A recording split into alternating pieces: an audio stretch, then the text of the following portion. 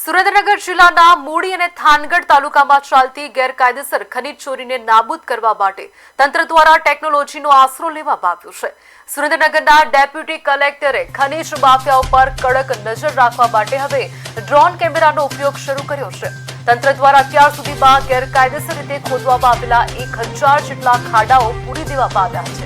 હવે પછી ખનીજ ચોરીની પ્રવૃત્તિ ફરી શરૂ ન થાય તે માટે જામવાડી, ભાડુલા, આશુંદડી અને ભેટ જેવા અંદાજે 42 જેટલા ખનીજ ચોરીના બ્લેક પોઈન્ટ નક્કી કરવામાં આવ્યા છે, જ્યાં ડ્રોન દ્વારા સતત દેખરેખ રાખવામાં આવશે।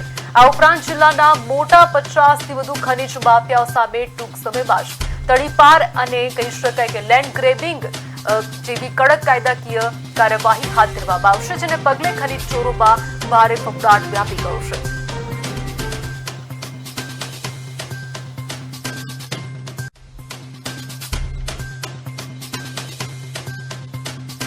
અને જુદી જુદી જગ્યાએ આજે ખાસ કરીને જામવાડી અને ભેટ ગામે આ ડ્રોન ઉડાડવામાં આવ્યું છે અને આ ટેકનોલોજીનો ઉપયોગ કરી અને ખાસ ડ્રોન દ્વારા બાજ નજર નાખવામાં આવે છે કે કોઈપણ જગ્યાએ આજુબાજુ હજુ વિસ્તારોમાં કે ક્યાંય ખૂણે ખાચરે ક્યાંય ભવિષ્યમાં ચાલુ ન થાય એટલે ટેકનોલોજીનો ઉપયોગ કરવામાં આવી રહ્યો છે।